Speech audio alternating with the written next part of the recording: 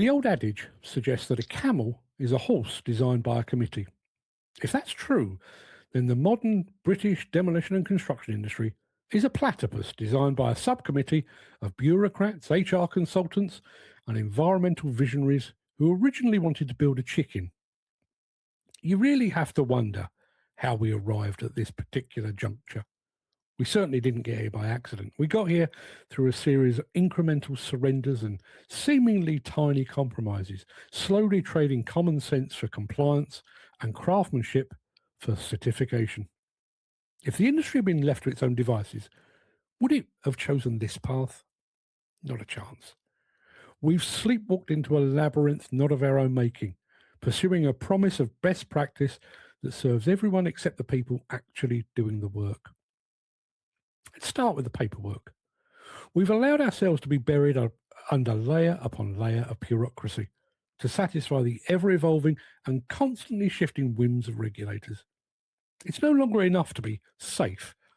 You must now possess a digital mountain of evidence proving that you considered being safe, that you attended a safety briefing about being safe, and that you signed a waiver acknowledging that safety is a shared responsibility. That red tape isn't a safety net, it's a parasite. It siphons off time, money, and focus. We've reached a point now where the method statement is often more robust than the structure being built. We're so busy ticking boxes, we've actually forgotten what the boxes were supposed to represent. Then there's the wisdom, if we can call it that, of delegating industry training to a government quango. We handed over the keys to the classroom to people who view training in terms of profit and loss. And that in turn gave birth to another get-rich-quick scam, the Competence card scheme. The CSCS card and its various offspring are perhaps the greatest triumphs of form over function in industrial history.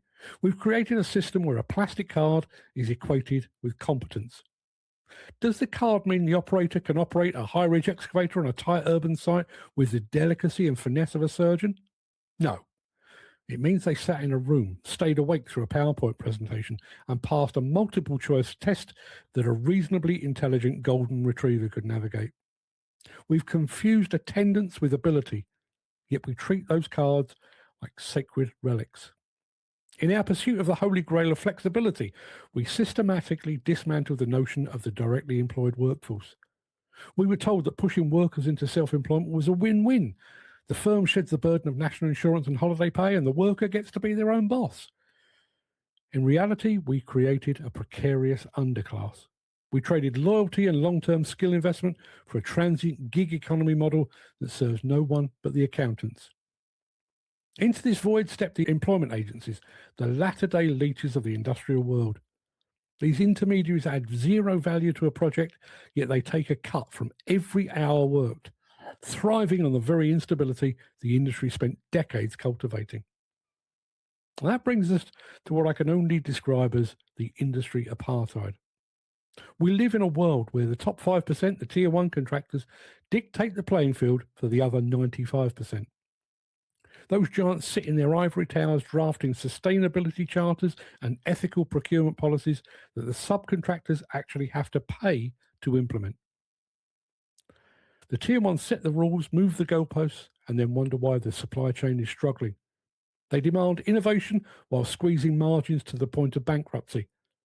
It's a feudal system dressed up in high-vis. The 95% do the heavy lifting, take the real risks, and navigate the actual rubble, while the 5% collect the accolades. And perhaps the most absurd chapter in our current saga is the planned abolition of diesel fuel. In a fit of environmental performance art, the powers that be have decided that diesel is the enemy, regardless of the fact that there is currently no viable alternative for heavy plant. We're told to go electric or explore hydrogen, yet the infrastructure for the former is non-existent on a remote demolition site, and the technology for the latter is still largely in the realm of science fiction. We're being asked to leap off a cliff and to build our wings on the way down, all to satisfy a net zero target that was likely scrawled on a napkin during a governmental retreat. It's a policy driven by optics and not by engineering. Finally, I guess, we have the relentless march of smart equipment. Machines now are more complex than the Apollo 11 lunar module. We've got sensors to tell us when the operator's tired, sensors to tell us if the bucket is level, and telematics that beam data to a server on the other side of the world. But what happens when a sensor fails on a Tuesday afternoon in a muddy hole in the Midlands? We've added technology, often for the sake of technology, increasing the cost of repair and the frequency of downtime, all while providing data that nobody actually looks at. We've traded the reliability of a mechanical beast for the temperamental whims of a motherboard. So how did we get here? We got here by saying yes when we should have said, pull the other one. We allowed the committee to take over the design of our industry because it was easier than fighting the tide of progress. We've built a camel, and now we're desperately trying to convince ourselves that the humps are an aerodynamic feature. With the benefit of hindsight, would we have been so eager to adopt these regulations? Would we have cheered for the flexibility of the agency model or the competence of the plastic card?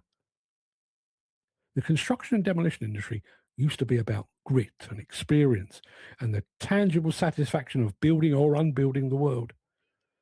Now it's about compliance, consultancy, and trying to find a charging point for an excavator while a tier 1 contractor quizzes you about your diversity statistics. So here we are.